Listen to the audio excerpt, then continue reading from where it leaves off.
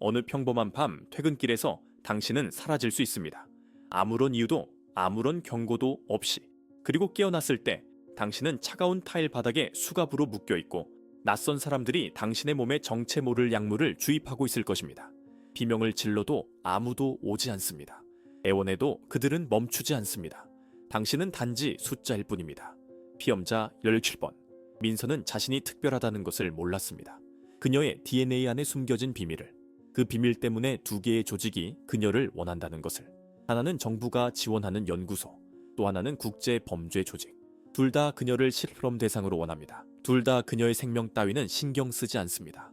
그리고 가장 충격적인 진실은 그녀를 배신한 사람이 바로 죽었다고 믿었던 그 사람이라는 것입니다. 이 이야기는 당신의 심장을 멎게 하고 당신의 영혼을 뒤흔들 것입니다. 매 순간이 고통이고 매 장면이 절망입니다. 하지만 그 속에서 한 여자의 생존 의지를 목격하게 될 것입니다. 끝까지 저항하는 용기를, 그리고 마지막 순간에 내려야 하는 끔찍한 선택을. 채널을 구독하고 좋아요를 눌러주세요. 댓글로 어디에서 시청하시는지 알려주세요. 여러분의 응원이 더 많은 이야기를 만드는 힘이 됩니다. 차가운 타일 바닥의 감촉이 뺨에 닿았다. 민서는 눈을 뜨려 했지만 눈꺼풀이 납처럼 무겁게 느껴졌다. 머릿속이 안개로 가득 차 있는 것 같았고 입안은 사막처럼 건조했다. 천천히 의식이 돌아오면서 그녀는 자신이 어딘가 낯선 곳에 누워있다는 것을 깨달았다. 심장이 갑자기 빠르게 뛰기 시작했다. 이곳은 어디지? 어떻게 여기 온 거지? 손가락을 움직이려 하자 차갑고 딱딱한 금속의 감촉이 느껴졌다. 손목에 무언가 채워져 있었다. 공포가 척추를 타고 올라왔다. 민서는 간신히 눈을 떴다. 형광등의 차가운 빛이 눈을 찔렀다. 천장은 회색 콘크리트였고 곳곳에 금이 가 있었다. 공기는 축축하고 곰팡이 냄새가 났다. 그녀는 자신이 작은 방 한가운데 누워있다는 것을 알아차렸다. 방에는 창문이 없었다. 벽은 온통 하얀 타일로 덮여 있었는데 그 타일들은 묘하게 병원을 연상시켰다. 민서는 몸을 일으키려 했지만 오른손이 움직이지 않았다. 고개를 돌려보니 손목에 수갑이 채워져 있었고 그 수갑은 바닥에 박힌 금속 고리에 연결되어 있었다. 숨이 막혔다. 가슴이 조여왔다. 이건 꿈이야. 악몽일 뿐이야. 하지만 차가운 바닥의 감촉은 너무나 생생했고 곰팡이 냄새는 코를 찔렀다. 이것은 현실이었다. 도와주세요. 민서는 소리쳤다. 목소리가 갈라져 나왔다. 목구멍이 따끔거렸다. 누구 없어요?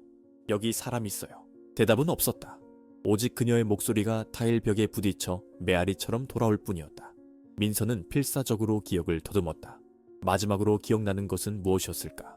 그녀는 퇴근길이었다. 회사에서 야근을 마치고 지하철역으로 걸어가고 있었다. 밤 10시쯤이었을 것이다. 거리는 한산했고 그 다음은 기억이 끊어져 있었다. 마치 누군가가 그녀의 기억에서 한 조각을 잘라낸 것처럼. 민서는 자유로운 왼손으로 몸을 더듬었다. 그녀는 여전히 회사 옷을 입고 있었다. 검은색 블라우스와 회색 치마. 하지만 구두는 벗겨져 있었다. 맨발이었다. 차가운 타일 바닥이 발바닥을 스쳤고 그 감촉이 소름을 돋게 했다. 가방도 없었다. 휴대폰도 없었다. 그녀에게는 아무것도 없었다. 방을 둘러보았다. 한쪽 벽에 철문이 있었다. 문에는 작은 관찰창이 있었지만 안쪽에서는 바깥이 보이지 않도록 불투명한 유리가 끼워져 있었다. 문 옆에는 스피커 같은 것이 벽에 박혀 있었다. 반대편 벽 모서리에는 작은 CCTV 카메라가 설치되어 있었다. 빨간 불빛이 깜빡이고 있었다. 누군가 그녀를 지켜보고 있었다. 왜 저를 여기 가둔 거예요? 민서는 카메라를 향해 소리쳤다. 목소리에 떨림이 섞여 나왔다. 제가 뭘 잘못했어요? 저를 풀어주세요. 여전히 대답은 없었다. 카메라의 빨간 불빛만 무심하게 깜빡일 뿐이었다. 민서는 수갑을 잡아당겼다. 금속이 손목을 파고들며 아팠지만 그녀는 계속 잡아당겼다. 피부가 벗겨지는 느낌이 들었다. 따뜻한 액체가 손목을 타고 흘렀다. 피었다. 하지만 수갑은 끄떡도 하지 않았다. 갑자기 스피커에서 잡음이 들렸다. 민서는 숨을 죽였다. 심장이 귀에서 쿵쿵거렸다. 누군가 말하려는 걸까? 하지만 들리는 것은 오직 정적뿐이었다. 그리고 그 정적 속에서 민서는 무언가를 들었다. 아주 희미하게 어디선가 들려오는 소리. 비명 같았다. 여자의 비명. 온몸에 소름이 돋았다. 민서는 귀를 기울였다. 비명은 곧 멈췄지만 이제 그녀는 다른 소리를 들을 수 있었다. 어딘가에서 들려오는 발소리. 복도를 걸어오는 것 같았다. 발소리는 점점 가까워졌다. 규칙적이고 천천히, 마치 시간을 재는 것처럼. 민서는 벽에 등을 기댔다. 온몸이 떨렸다. 발소리가 문 앞에서 멈췄다. 관찰창 너머로 그림자가 지나갔다. 누군가 그곳에 서 있었다. 민서는 숨을 참았다. 초침 소리가 들리는 것 같았다. 아니, 정말로 들렸다. 벽 어딘가에서 시계 소리가 똑딱거리고 있었다. 철컥, 문이 잠금 장치가 열리는 소리가 들렸다. 손잡이가 천천히 돌아갔다. 민서는 비명을 지르고 싶었지만 목소리가 나오지 않았다. 문이 천천히, 아주 천천히 열렸다. 복도의 어둠 속에서 누군가의 실루엣이 나타났다.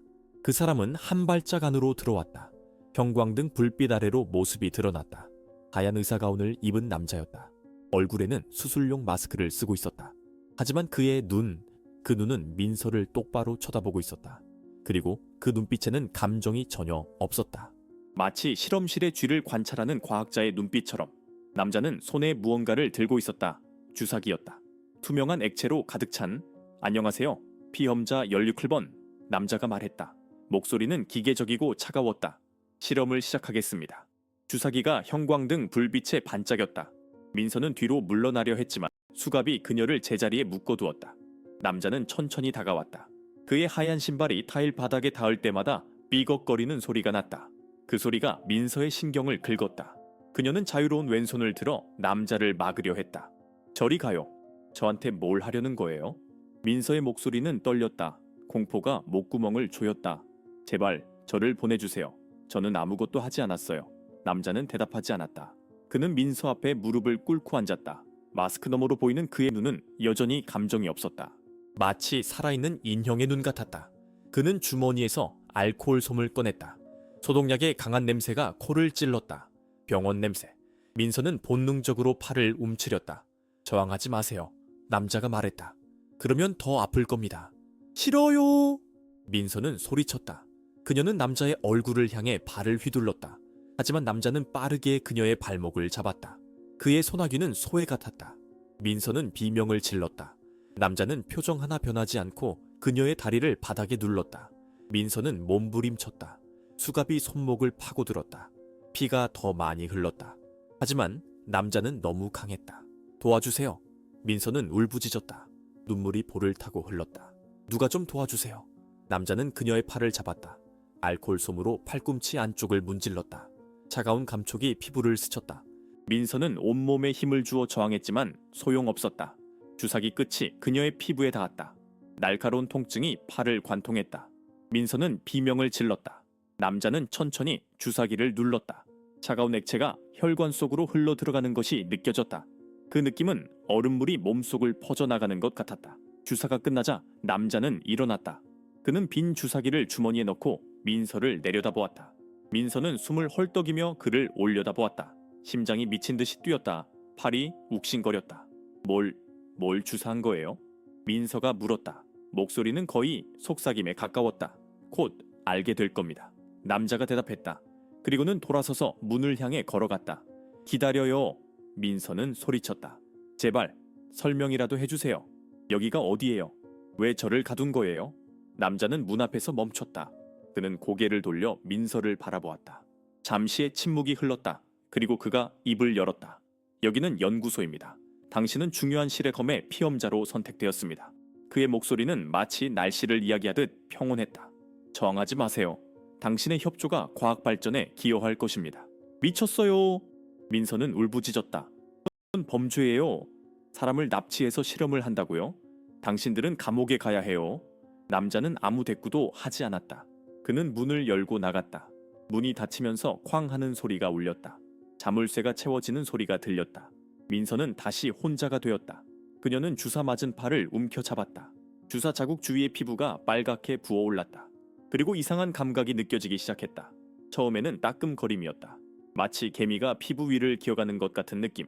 그러다 점점 강해졌다. 타는 듯한 감각이 팔을 타고 어깨로 가슴으로 퍼져나갔다. 민서는 가쁜 숨을 몰아쉬었다. 심장이 너무 빨리 뛰었다. 너무 빨라서 가슴이 터질 것 같았다. 식은땀이 이마를 적셨다. 방이 빙글빙글 돌기 시작했다. 벽의 타일들이 물결치듯 일렁였다. 형광등 불빛이 너무 밝아져서 눈이 아팠다. 뭐가 일어나는 거야? 민서는 중얼거렸다. 혀가 무겁게 느껴졌다. 말하기가 어려워졌다. 갑자기 극심한 통증이 머리를 찔렀다. 마치 누군가 머릿속에서 망치로 두개골을 내리치는 것 같았다. 민서는 비명을 질렀다. 그녀는 자유로운 손으로 머리를 감싸 쥐었다. 통증이 너무 심해서 눈앞이 하얘졌다. 그리고 그때 이상한 일이 일어났다. 환각이 보이기 시작했다.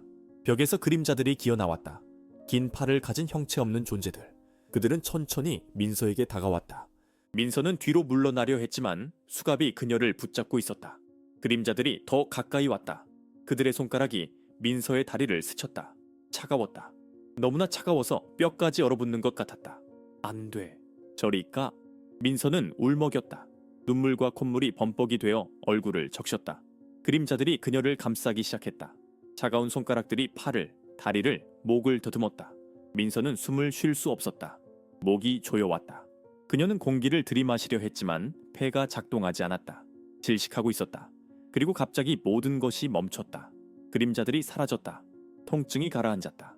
민서는 바닥에 쓰러져 헐떡였다. 온몸이 땀에 젖어 있었다. 옷이 피부에 달라붙었다. 그녀는 떨리는 손으로 얼굴을 닦았다. 무슨 일이 일어난 거지? 약물 때문이었을까? 스피커에서 다시 잡음이 들렸다. 이번에는 목소리가 들렸다. 아까 그 남자의 목소리였다. 첫 번째 단계 완료.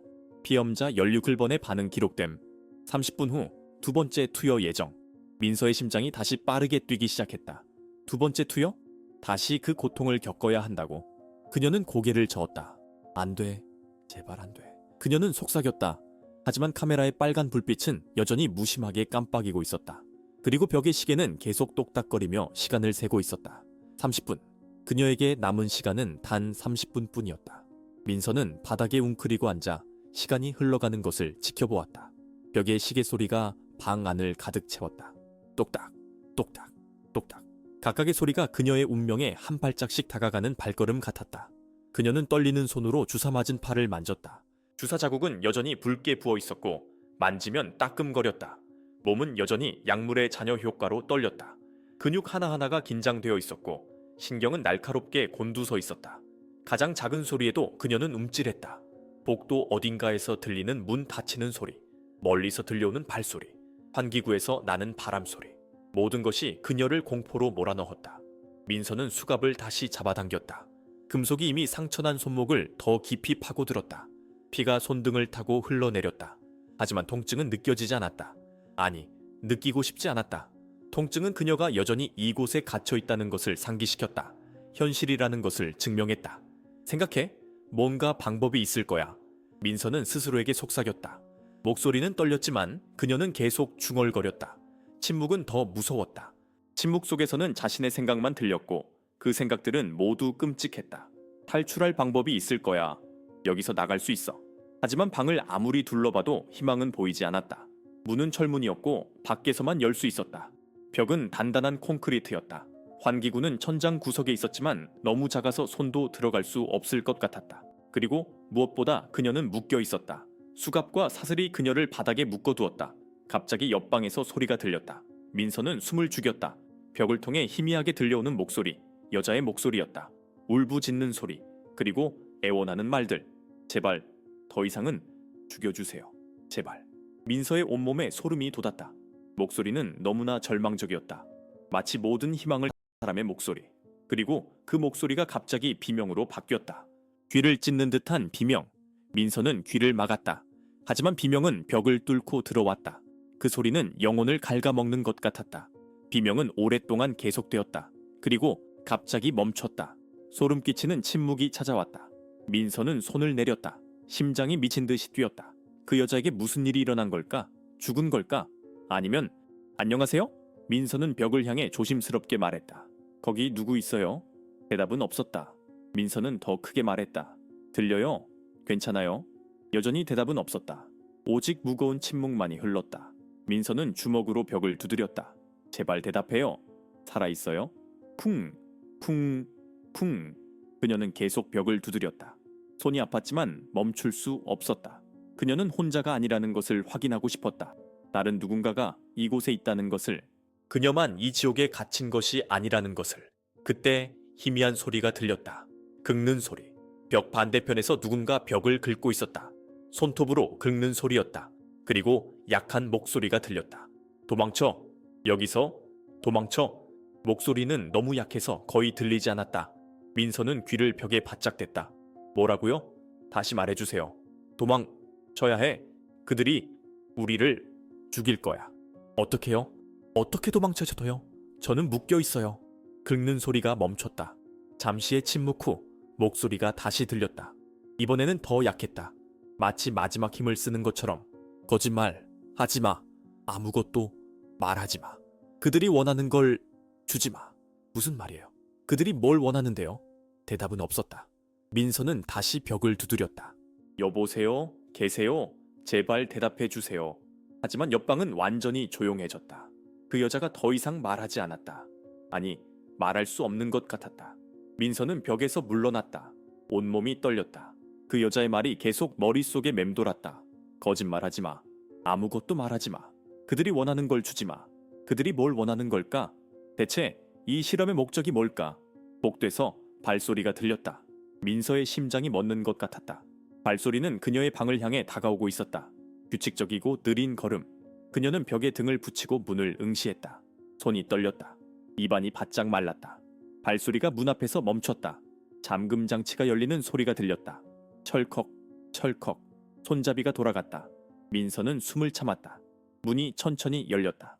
이번에는 두 명이었다. 하얀 가운을 입은 남자와 여자. 둘 다 마스크를 쓰고 있었다. 남자는 아까 그 사람이었다. 여자는 처음 보는 사람이었다. 그녀는 손에 태블릿을 들고 있었다. 남자는 여전히 주사기를 들고 있었다. 또 다른 주사기. 또 다른 고통. 안 돼. 민서는 고개를 저었다. 안 돼요. 제발 그러지 마세요. 남자가 다가왔다. 여자는 뒤에서 태블릿에 무언가를 기록했다. 민서는 몸을 웅크렸다. 그녀는 수갑이 허락하는 한 최대한 벽에 바짝 붙었다. 제발요. 민서는 울먹였다. 더 이상 못 견뎌요. 제발 그만하세요. 남자는 그녀 앞에 멈춰 섰다. 그는 주사기를 들어 올려 빛에 비춰보았다. 액체는 이번에는 투명하지 않았다. 붉은 빛이 도는 액체였다. 마치 혈액 같았다. 두 번째 단계를 시작하겠습니다. 남자가 말했다. 그의 목소리는 여전히 감정이 없었다. 저항하지 마세요. 그래야 덜 아픕니다. 싫어요. 민서는 소리쳤다. 저한테 손대지 마세요. 하지만 남자는 이미 그녀의 팔을 잡고 있었다. 그리고 주사기 끝이 피부를 뚫었다. 붉은 액체가 혈관 속으로 밀려 들어갔다. 이번에는 첫 번째 주사와 달랐다. 차갑지 않았다. 뜨거웠다. 마치 용암이 혈관을 타고 흐르는 것 같았다. 민서는 비명을 질렀다. 팔이 불타는 것 같았다. 아니, 온몸이 불타고 있었다. 남자가 주사기를 빼냈지만 통증은 멈추지 않았다. 오히려 더 심해졌다. 우악! 민서는 바닥을 굴렀다. 수갑이 손목을 찢었지만 그녀는 신경 쓰지 못했다. 다른 고통이 너무 컸다. 뜨거워! 너무 뜨거워요. 여자가 태블릿에 무언가를 빠르게 입력했다. 그녀의 목소리가 냉정하게 들렸다. 천 상승 시작. 심박수 분당 140억. 혈압 상승 중. 민서는 옷깃을 잡아당겼다. 숨을 쉴 수 없었다. 공기가 폐로 들어가지 않았다. 아니, 들어가는 공기가 불덩이 같았다. 그녀는 블라우스의 단추를 뜯었다. 단추들이 바닥에 떨어지며 딸랑거렸다. 하지만 여전히 숨이 막혔다. 피엄자 과호흡 증세. 여자가 계속 기록했다. 피부 발적 관찰됨. 도와주세요. 민서는 애원했다. 목소리는 거의 숨소리에 가까웠다. 죽을 것 같아요. 제발. 남자는 손목 시계를 보며 시간을 쟀다. 그는 여자에게 고개를 끄덕였다. 여자가 태블릿을 내려놓고 가방에서 무언가를 꺼냈다. 작은 유리병이었다. 그 안에는 푸른색 액체가 담겨 있었다. 그녀는 새 주사기에 그 액체를 채웠다. 해독제 투여 준비. 여자가 말했다. 잠깐. 남자가 그녀를 제지했다. 아직 30초 남았습니다. 최대 효과를 관찰해야 합니다. 민서는 그들의 대화를 들었다. 30초? 30초를 더 견뎌야 한다고? 불가능했다. 그녀는 이미 한계였다. 심장이 터질 것 같았다. 가슴이 너무 조여서 갈비뼈가 부러지는 것 같았다. 눈앞이 흐려졌다. 시야가 붉게 물들었다. 마치 세상이 피로 물든 것처럼. 그리고 환각이 다시 시작되었다. 하지만 이번에는 달랐다. 그림자들이 아니었다. 사람들이었다. 피투성이 사람들. 그들은 벽에서 기어나왔다. 얼굴이 없었다. 아니, 얼굴이 녹아내리고 있었다. 살점이 뼈에서 떨어져 나갔다. 그들은 민서를 향해 손을 뻗었다. 손가락이 없는 손, 뼈만 남은 손. 안 돼. 저리 가요. 민서는 소리쳤다. 그녀는 그들을 향해 손을 휘둘렀다. 하지만 그녀의 손은 허공을 가를 뿐이었다. 환각이었다. 하지만 너무나 생생했다. 그들의 부패한 냄새까지 맡을 수 있었다. 피투성이 형체들이 그녀를 에워쌌다. 차가운 손가락들이 그녀의 얼굴을 만졌다. 민서는 비명을 질렀다. 그녀는 눈을 감았다. 하지만 눈을 감아도 그들이 보였다. 눈꺼풀 뒤에서 그들은 여전히 거기 있었다. 웃고 있었다. 이가 없는 입으로 웃고 있었다. 시간. 남자가 말했다. 여자가 재빨리 민서에게 다가왔다. 그녀는 민서의 팔을 잡고 푸른 액체를 주사했다. 거의 즉시 효과가 나타났다. 불타는 듯한 열기가 가라앉기 시작했다.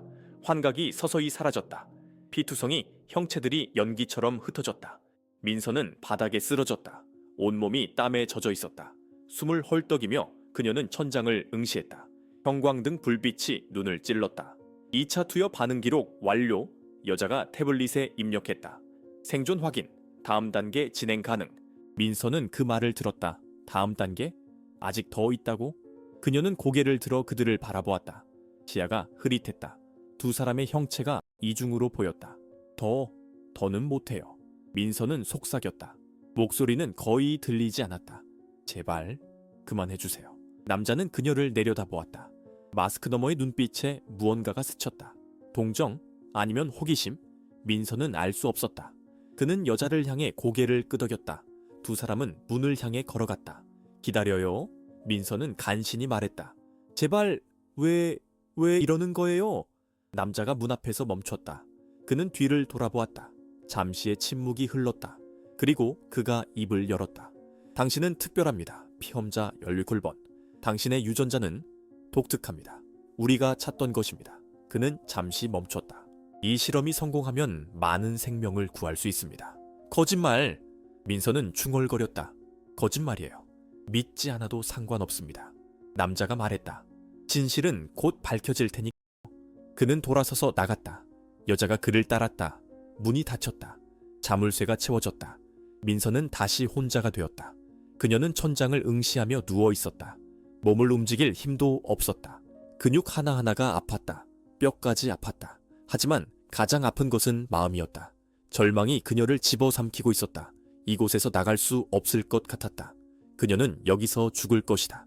이 차가운 타일 바닥에서, 이 하얀 방에서 아무도 모르는 채로. 눈물이 눈가에 고였다. 그녀는 눈을 감았다. 눈물이 뺨을 타고 흘렀다. 그리고 그때 희미하게 소리가 들렸다. 옆방에서 들려오는 소리, 노래였다. 누군가 노래를 부르고 있었다. 아주 작은 목소리로, 떨리는 목소리로. 민서는 귀를 기울였다. 노래는 자장가였다. 어머니가 아이에게 불러주는 자장가. 그 목소리는 부서져 있었지만 여전히 아름다웠다. 슬프고 아름다웠다. 민서는 또 눈물을 흘렸다. 하지만 이번에는 다른 종류의 눈물이었다. 절망의 눈물이 아니라 연민의 눈물이었다.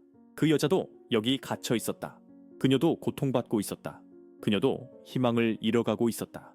하지만 그녀는 여전히 노래했다. 어둠 속에서, 고통 속에서 그녀는 여전히 노래했다. 민서는 떨리는 목소리로 함께 노래하기 시작했다. 처음에는 거의 들리지 않게. 그러다 점점 크게. 두 목소리가 벽을 사이에 두고 하나로 섞였다. 그 순간 민서는 깨달았다. 그녀는 혼자가 아니었다. 이 지옥에서, 이 악몽 속에서 그녀는 혼자가 아니었다.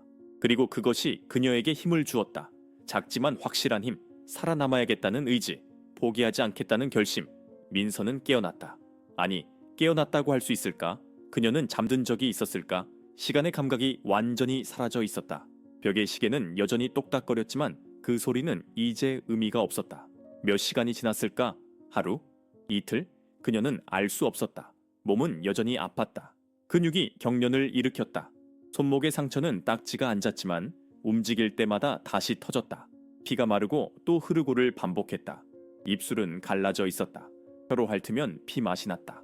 목은 너무 말라서 침을 삼키는 것조차 고통스러웠다. 그들은 그녀에게 물을 주지 않았다. 음식도 주지 않았다. 단지 주사만 놓았다. 규칙적으로, 무자비하게. 민서는 그들이 몇 번이나 왔는지 세려고 했다. 하지만 어느 순간부터 숫자가 뒤섞였다. 5번, 6번, 10번. 각각의 주사는 다른 지옥을 가져왔다. 어떤 것은 환각을, 어떤 것은 고통을, 어떤 것은 마비를 가져왔다. 가장 최근의 주사는 최악이었다. 그것은 그녀의 감각을 왜곡시켰다. 촉각이 청각이 되고 시각이 후각이 되었다. 그녀는 소리를 맛볼 수 있었고 색깔을 들을 수 있었다. 형광등의 불빛이 귀에서 울렸다. 벽의 타일이 썩은 고기 냄새를 풍겼다. 미쳐가는 것 같았다. 아니, 이미 미쳤는지도 몰랐다. 갑자기 스피커에서 소리가 났다. 민서는 움찔했다. 하지만 이번에는 남자의 목소리가 아니었다. 다른 목소리였다. 나이든 남자의 목소리, 권위 있는 목소리. 피험자 연료를 뻔 들리나요? 민서는 입술을 축였다. 대답해야 할까? 옆방 여자의 말이 떠올랐다. 거짓말하지 마. 아무것도 말하지 마. 그들이 원하는 걸 주지 마. 하지만 그녀는 너무 지쳐 있었다. 너무 약했다. 들려요. 그녀는 간신히 말했다. 목소리는 쉰 소리로 나왔다. 좋습니다. 저는 이 연구소의 책임자입니다. 당신과 이야기를 나누고 싶습니다. 제발. 민서는 애원했다. 저를 보내주세요. 제가 뭘 잘못했는지는 모르겠지만 다시는 안 그럴게요. 제발. 당신은 아무 잘못도 하지 않았습니다. 목소리가 대답했다. 당신은 단지 특별할 뿐입니다. 당신의 DNA에는 우리가 필요로 하는 무언가가 있습니다. 무슨 소리예요? 제 DNA가 뭐가 어떻다는 거예요? 침묵이 흘렀다. 민서는 숨을 죽이고 기다렸다. 스피커에서 한숨 소리가 들렸다. 설명하겠습니다. 당신은 알 권리가 있으니까요. 목소리가 말했다. 10년 전 정부는 극비리의 한 프로젝트를 시작했습니다. 인간의 유전자를 조작하여 질병을 근본적으로 치료하는 프로젝트.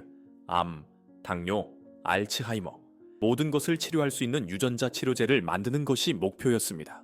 민서는 들었다. 온몸이 긴장했다. 하지만 문제가 있었습니다. 대부분의 사람들은 이 치료제를 받아들이지 못했습니다. 그들의 몸이 거부했죠. 하지만 극소수의 사람들은 달랐습니다. 그들의 유전자에는 특별한 표지가 있었습니다. 우리는 그것을 유전자 키라고 부릅니다. 그리고 당신은 목소리가 잠시 멈췄다. 당신은 완벽한 유전자 키를 가지고 있습니다. 민서의 머릿속이 빠르게 돌아갔다.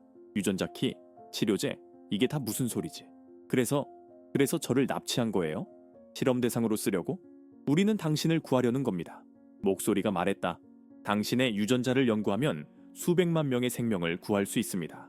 당신은 영웅이 될 수 있습니다. 거짓말! 민서는 소리쳤다.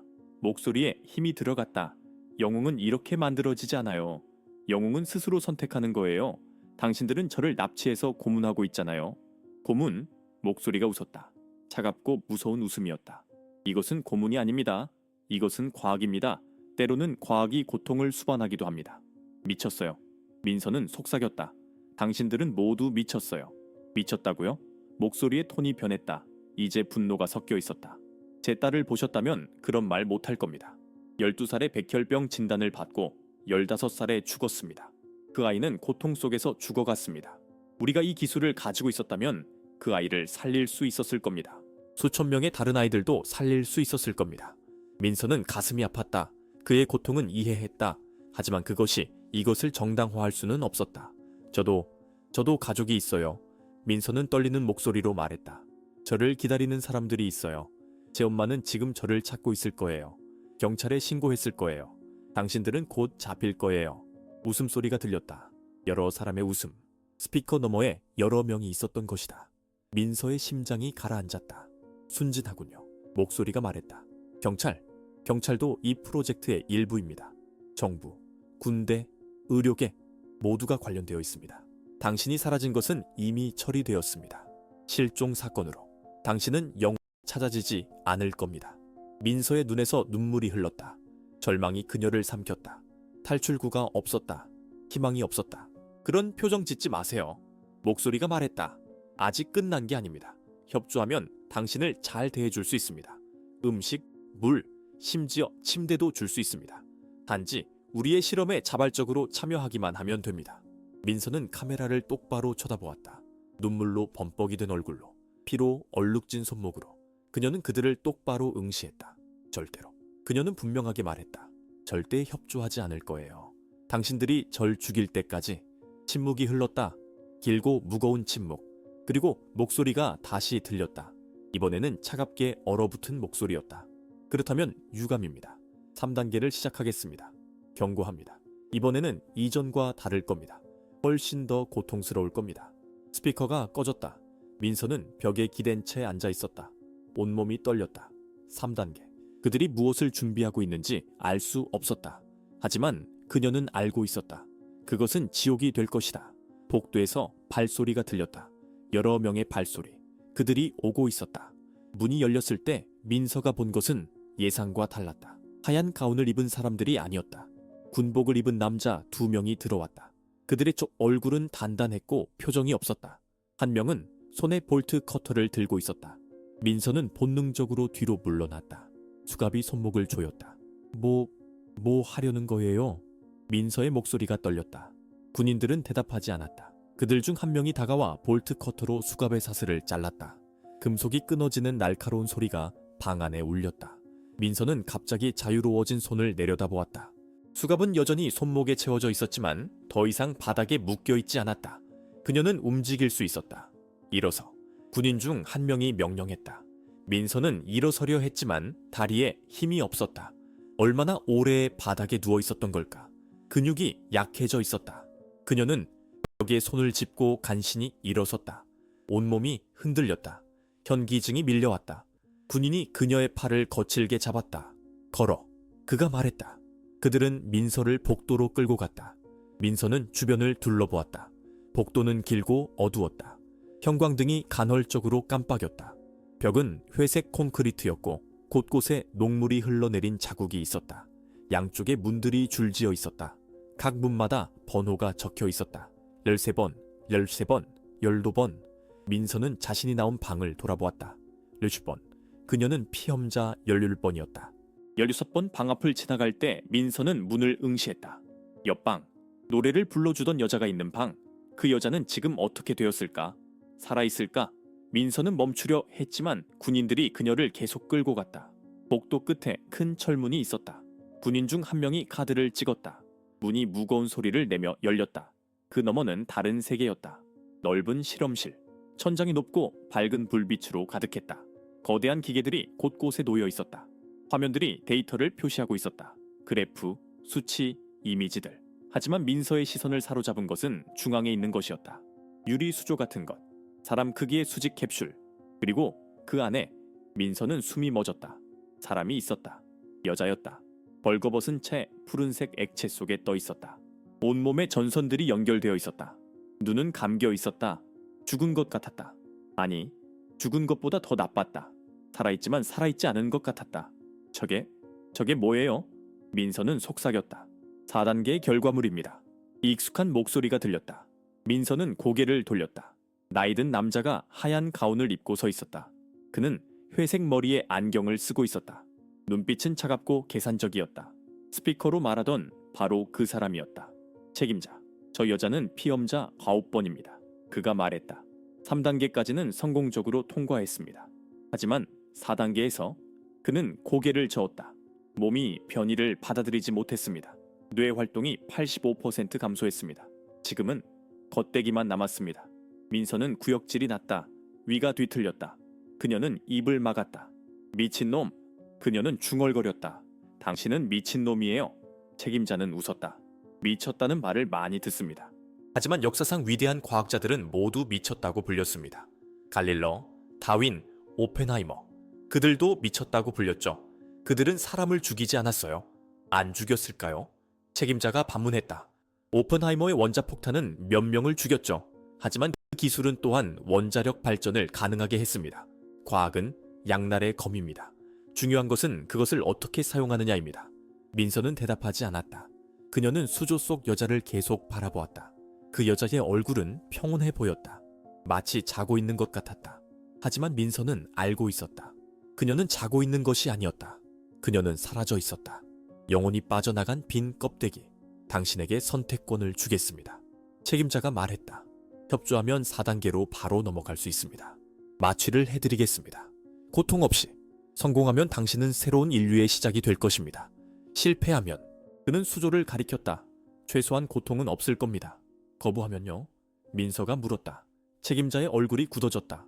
거부하면 3단계를 계속 진행합니다. 마취 없이. 당신이 부서질 때까지. 그리고 그 과정은 매우 길고 고통스러울 겁니다. 어쩌면 몇 주, 몇 달이 걸릴 수도 있습니다. 민서는 선택지를 생각했다. 순순히 따르면 빠른 죽음, 저항하면 느린 고문. 어느 쪽이든 결말은 같았다. 죽음. 하지만 그녀는 이미 결정했었다. 절대 협조하지 않겠다고. 제 대답은 똑같아요. 민서는 책임자를 똑바로 쳐다보며 말했다. 절대 안 해요. 책임자는 한숨을 쉬었다. 유감입니다. 그는 군인들에게 고개를 끄덕였다. 데려가세요. 특수 실험실로. 군인들이 민서를 끌고 가려 했다. 민서는 저항했다. 그녀는 팔을 뿌리치려 했다. 하지만 그들은 너무 강했다. 그리고 그때 갑자기 알람이 울렸다. 귀를 찢는 사이렌 소리, 빨간 불빛이 실험실을 가득 채웠다. 무슨 일이야? 책임자가 소리쳤다. 한 연구원이 컴퓨터 앞으로 달려갔다. 그의 얼굴이 창백해졌다. 침입자입니다. 누군가 보안 시스템을 뚫었습니다. B동 3층에서 감지되었습니다. 책임자의 얼굴이 일그러졌다. 불가능해. 이곳의 위치는 극비인데 어떻게? 또 다른 알람이 울렸다. 이번에는 더 가까웠다. 복도 어딘가에서 총소리가 들렸다. 탕탕탕. 사람들의 비명이 들렸다. 발소리가 가까워졌다. 빠르고 여러 명의 발소리. 민서의 심장이 미친 듯이 뛰었다. 무슨 일이 일어나고 있는 거지? 누가 침입한 거지? 구조대? 경찰? 아니면 실험실의 문이 폭발했다. 연기와 불빛이 쏟아져 들어왔다. 민서는 눈을 가렸다. 연기가 거치고 그녀는 문을 향해 쳐다보았다. 검은 전투복을 입은 사람들이 들어왔다. 얼굴을 가린 차에 총을 들고. 하지만 그들의 어깨에 있는 표식을 보고 민서는 얼어붙었다. 그것은 경찰 표식이 아니었다. 군대 표식도 아니었다. 그것은 뱀이었다. 두 마리의 뱀이 서로를 감싸고 있는 문양. 그리고 선두에 선 사람이 마스크를 벗었다. 여자였다. 날카로운 눈빛의 젊은 여자. 그녀는 민서를 똑바로 쳐다보았다. 그리고 미소 지었다. 차갑고 위험한 미소. 피험자 16번을 찾았습니다. 그녀가 말했다. 회수를 시작합니다. 실험실이 순식간에 전쟁터로 변했다. 총소리가 사방에서 울렸다. 책임자는 책상 뒤로 몸을 숨겼다. 연구원들은 비명을 지르며 출구를 향해 달렸다. 군인들이 총을 꺼내 검은 옷을 입은 침입자들에게 발포했다. 유리가 산산조각 났다. 컴퓨터 화면들이 폭발했다. 불똥이 사방으로 튀었다. 민서는 바닥에 엎드렸다. 귀가 먹먹했다. 총소리가 너무 가까웠다. 총알이 그녀의 머리 위를 스쳐 지나갔다. 벽에 박혔다. 콘크리트 파편이 얼굴에 튀었다. 그녀는 손으로 머리를 감쌌다. 심장이 터질 것 같았다. 검은 옷을 입은 침입자들은 훈련받은 군인처럼 움직였다. 정확하고 빠르게. 그들은 엄폐물을 이용하며 전진했다. 한 명이 쓰러지면 다른 이가 그 자리를 채웠다. 그들의 총격은 치명적이었다. 연구소의 군인들이 하나둘씩 쓰러졌다. 젊은 여자 지휘관이 손짓으로 명령을 내렸다. 두 명의 요원이 민서를 향해 달려왔다. 민서는 뒤로 물러났다. 그녀는 일어나려 했지만 다리가 떨렸다. 요원들이 그녀에게 다가왔다. 한 명이 그녀의 팔을 잡았다. 놔요. 민서는 소리쳤다. 그녀는 팔을 뿌리치려 했다. 저한테 손대지 마세요. 저항하지 마세요. 요원이 말했다. 목소리는 차갑고 기계적이었다. 다치고 싶지 않으시면. 당신들도 똑같잖아요. 민서는 울부짖었다. 당신들도 그들과 똑같은 괴물이에요. 요원은 대답하지 않았다. 그는 민서의 팔에 주사기를 찔렀다. 민서는 비명을 질렀다. 또 주사였다. 차가운 액체가 혈관으로 흘러 들어갔다. 하지만 이번에는 고통이 없었다. 대신 졸음이 밀려왔다. 눈꺼풀이 무거워졌다. 안 돼. 안 돼. 민서는 중얼거렸다. 의식이 흐려졌다. 제발. 세상이 천천히 어두워졌다. 소리가 멀어졌다. 총소리가 희미해졌다. 마지막으로 본 것은 여자 지휘관의 얼굴이었다. 차갑고 만족스러운 미소를 짓고 있는 얼굴. 그리고 모든 것이 검게 변했다. 민서는 차가운 바람에 깨어났다. 눈을 떴다. 더 이상 실험실이 아니었다. 그녀는 움직이는 차량 안에 있었다. 벤이었다. 뒷좌석에 누워 있었다. 손목과 발목이 묶여 있었다. 플라스틱 끈으로. 너무 세게 조여져 있어서 아팠다. 차량 안에는 3명이 더 있었다. 운전석에 1명, 조수석에 1명, 그리고 민서 옆에 1명. 그들은 모두 검은 옷을 입고 있었다. 마스크는 벗고 있었다. 조수석에 나가 뒤를 돌아보았다. 무표정한 얼굴이었다. 깼군. 그가 말했다. 민서는 몸을 일으키려 했지만 묶인 손발 때문에 어려웠다. 그녀는 간신히 앉는 자세를 취했다. 창밖을 보았다. 밤이었다. 도시의 불빛들이 보였다. 그들은 고속도로를 달리고 있었다. 어디로 가는 거예요? 민서가 물었다. 목소리는 쉰 소리로 나왔다. 질문하지 마세요. 옆자리의 요원이 말했다. 여자였다. 짧은 머리에 날카로운 눈빛. 말하지 말라는 명령을 받았습니다. 제발. 민서는 애원했다. 설명이라도 해주세요. 당신들은 누구예요? 왜 저를 데려가는 거예요? 여자는 대답하지 않았다. 그녀는 앞을 향해 고개를 돌렸다. 침묵이 흘렀다. 민서는 주변을 둘러보았다. 탈출구를 찾았다. 하지만 문은 안쪽에서 잠겨 있었다. 창문도 열리지 않을 것 같았다. 그리고 무엇보다 그녀는 묶여 있었다. 포기하세요. 조수석의 남자가 말했다. 뒤를 돌아보지도 않고. 탈출은 불가능합니다. 순순히 따르는 게 좋을 겁니다. 민서는 입술을 깨물었다. 분노와 절망이 뒤섞였다. 한 지옥에서 탈출했다고 생각했는데 다른 지옥으로 끌려가고 있었다. 이것이 구조가 아니었다. 이것은 또 다른 납치였다. 차량이 고속도로를 벗어났다. 도시의 불빛이 점점 멀어졌다. 그들은 외곽으로 향하고 있었다. 주변이 점점 어두워졌다. 가로등도 없었다. 건물도 보이지 않았다. 오직 나무들만 도로 양옆에 늘어서 있었다. 30분쯤 달렸을까. 차가 속도를 줄이며 작은 길로 접어들었다. 비포장 도로였다. 차체가 심하게 흔들렸다. 민서는 옆으로 기울었다. 요원이 그녀를 붙잡아 세웠다. 곧 건물이 보였다. 낡은 창고 같았다. 외진 곳에 홀로 서 있었다. 창문은 모두 막혀 있었다. 주변에는 아무것도 없었다. 오직 어둠만이 그곳을 감싸고 있었다. 차가 멈췄다. 운전사가 엔진을 껐다. 침묵이 찾아왔다. 너무나 고요했다. 바람 소리조차 들리지 않았다. 조수석의 남자가 무정이를 꺼냈다. 목표물 도착. 인도 준비 완료. 그가 말했다. 무정이에서 목소리가 들렸다. 여자 목소리. 차가운 목소리. 확인. 들여보내. 문이 열렸다. 요원들이 내렸다. 옆자리 여자가 민서의 팔을 잡았다. 민서를 차 밖으로 끌었다. 민서는 저항했다. 발로 차고 몸을 비틀었다. 하지만 소용없었다. 요원은 그녀보다 훨씬 강했다. 가기 싫어요. 민서는 소리쳤다. 제발 저를 보내주세요. 아무도 대답하지 않았다. 그들은 민서를 창고로 끌고 갔다. 녹슨 철문이 열렸다. 안은 어두웠다. 희미한 전등 하나만이 공간을 비추고 있었다. 창고는 거의 비어 있었다. 중앙에 의자 하나가 놓여 있었다. 금속 의자. 발걸이에 수갑이 달려 있었다. 민서의 심장이 빠르게 뛰었다. 아니, 또 묶일 순 없었다. 그녀는 더 세게 저항했다. 비명을 질렀다. 발버둥 쳤다. 하지만 요원들은 그녀를 의자에 앉히고 손목을 수갑으로 채웠다. 발목도 의자 다리에 묶었다. 민서는 다시 갇혔다. 왜요? 민서는 울먹였다. 왜 이러는 거예요? 제가 뭘 잘못했어요? 잘못한 게 없습니다. 익숙한 목소리가 들렸다. 민서는 고개를 들었다. 그림자 속에서 누군가 걸어 나왔다. 여자 지휘관이었다. 그녀는 민서 앞에 섰다. 팔짱을 끼고 내려다 보았다. 당신은 단지 우리가 필요로 하는 것을 가지고 있을 뿐입니다. 당신들도 저를 실험할 거예요? 민서가 물었다. 여자는 고개를 저었다. 우리는 다릅니다. 우리는 당신을 해치지 않을 겁니다. 우리는 단지. 그녀는 잠시 멈췄다. 당신 안에 있는 것을 추출할 뿐입니다.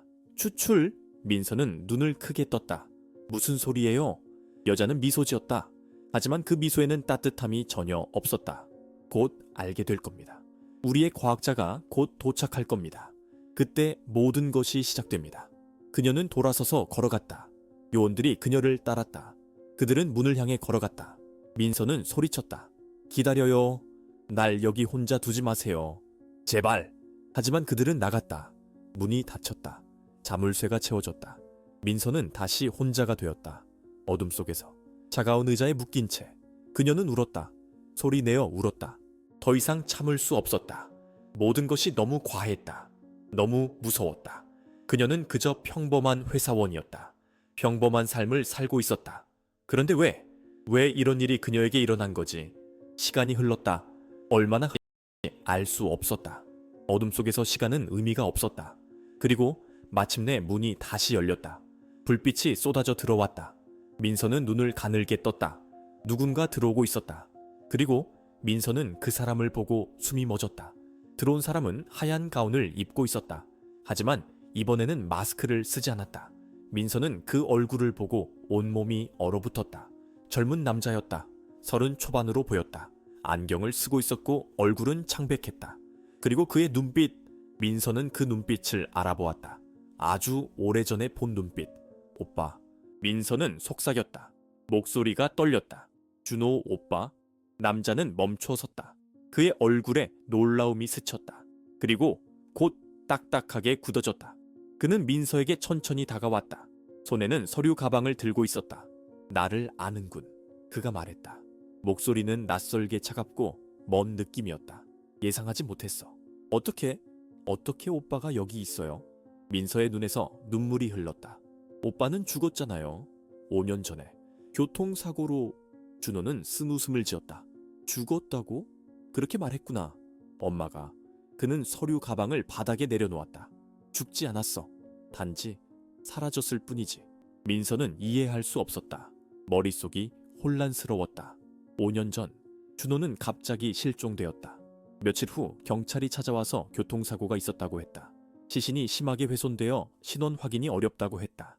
어머니는 울며 장례를 치렀다. 민서도 울었다. 오빠를 잃었다고 믿었다. 무슨 소리예요? 민서는 떨리는 목소리로 물었다. 왜 사라진 거예요? 왜 우리한테 연락하지 않은 거예요? 준호는 의자 하나를 가져와 민서 앞에 앉았다. 그는 안경을 벗어 닦았다. 한숨을 쉬었다.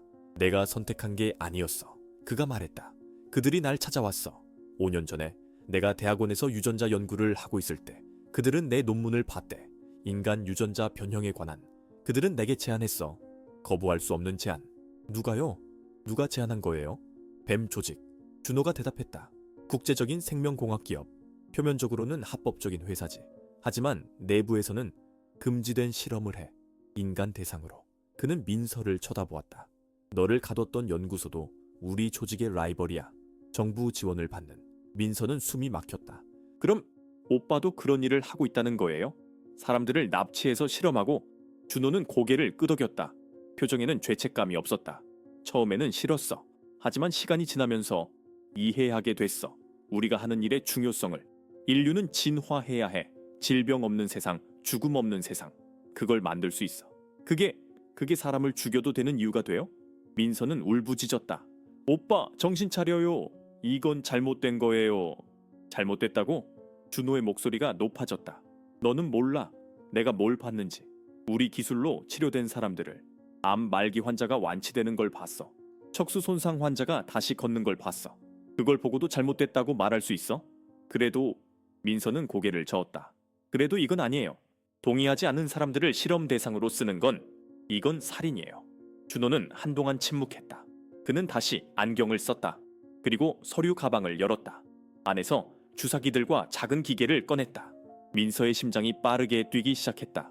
오빠, 뭐 하는 거예요? 일을 해야지. 준호가 대답했다. 너를 여기 데려온 이유가 있어. 너의 유전자가 필요해. 특히 너의 줄기세포. 줄기세포? 민서는 눈을 크게 떴다. 그걸로 뭘 하려고요? 복제. 준호가 간단히 말했다. 너의 유전자 키를 복제해서 합성 치료제를 만들 거야. 성공하면 더 이상 피험자가 필요 없어. 대량 생산이 가능해지지. 그는 주사기를 들었다. 그 안에는 푸른색가 들어있었다. 민서는 몸을 뒤로 젖혔다. 수갑이 손목을 조였다. 싫어요. 오빠, 제발. 이러지 마세요. 준호가 다가왔다. 그의 표정은 단호했다. 미안해, 민서야. 하지만 이건 해야 해. 인류를 위해. 인류를 위해서가 아니잖아요. 민서는 소리쳤다. 오빠 자신을 위해서잖아요. 오빠의 야망을 위해서. 오빠의 연구를 위해서. 준호의 손이 멈췄다. 그의 얼굴에 뭔가가 스쳤다. 분노? 아니면 상처? 민서는 알 수 없었다. 그는 천천히 주사기를 내렸다. 넌 몰라. 그가 조용히 말했다. 내가 얼마나 많은 걸 포기했는지. 가족, 친구, 정상적인 삶. 다 포기했어. 이 연구를 위해. 그리고 이제 거의 다 왔어. 완성 직전이야. 너만 있으면 돼. 그럼 저를 죽일 거예요? 민서가 물었다. 줄기세포를 추출하면 저는 어떻게 되는 거예요? 준호는 대답하지 않았다. 그의 침묵이 답이었다. 민서는 눈물을 흘렸다. 엄마는요? 그녀가 속삭였다. 엄마는 어떻게 돼요? 오빠도 잃고 저도 잃으면 엄마는 혼자가 돼요. 준호의 손이 떨렸다. 주사기가 흔들렸다. 그는 눈을 감았다. 깊은 숨을 들이쉬었다. 엄마는 강한 사람이야. 견딜 거야. 아니에요. 민서는 고개를 저었다. 엄마는 약해요. 오빠가 죽었을 때 너무 많이 울었어요. 매일 밤 오빠 방에 가서 울었어요. 저한테도 사라지면 엄마는 견디지 못할 거예요. 준호는 눈을 떴다. 그의 눈에 눈물이 고여 있었다. 민서는 그것을 보고 희망을 느꼈다. 아직 오빠의 일부가 남아 있었다. 인간적인 부분이. 그녀는 계속 말했다. 오빠, 제발 멈춰요. 아직 늦지 않았어요. 우리 함께 나가요. 경찰에 가요. 다 털어놔요. 그럼 안 돼. 준호가 그녀를 끊었다. 이미 너무 늦었어. 내가 한 일들 돌이킬 수 없어. 감옥에 갈 거야. 평생 아니면 사형. 그래도 살아있잖아요. 민서는 울부짖었다. 죽은 것보다 나아요. 제발 오빠 함께 나가요. 우리 엄마한테 가요. 준호는 주사기를 내려놓았다. 그는 두 손으로 얼굴을 감쌌다. 어깨가 떨렸다. 그는 울고 있었다. 민서는 처음으로 희망을 느꼈다. 오빠가 마음을 바꾸고 있었다. 하지만 그때 문이 벌컥 열렸다. 여자 지휘관이 들어왔다. 그녀의 얼굴은 화로 일그러져 있었다. 뭐 하는 거야? 그녀가 준호에게 소리쳤다. 왜 아직 시작하지 않는 거야? 준호는 손을 내렸다. 눈물을 닦았다. 저는 설마 망설이는 거야? 여자가 비웃었다. 가족이라서? 그런 감상은 버려. 우리에겐 시간이 없어. 정부 조직이 우리 위치를 추적하고 있어. 서둘러. 준호는 민서를 바라보았다. 그의 눈빛에서 갈등이 보였다. 민서는 애원하는 눈빛으로 그를 쳐다보았다. 오빠, 제발. 준호는 주사기를 집어들었다. 그의 손이 여전히 떨렸다. 그는 민서에게 다가갔다. 그리고 민서의 귀에 속삭였다. 미안해. 주사기 끝이 민서의 목에 닿았다. 민서의 이야기는 끝났지만 질문들은 남아 있습니다. 만약 당신이었다면 어떻게 했을까요? 가족을 위해 목숨을 걸 수 있었을까요? 과학의 이름으로 자행되는 잔혹함 앞에서 끝까지 저항할 수 있었을까요? 그리고 가장 중요한 질문, 사랑하는 사람이 괴물이 되었을 때 당신은 여전히 그를 구하려 할까요? 아니면 포기할까요? 이 이야기는 우리에게 말합니다.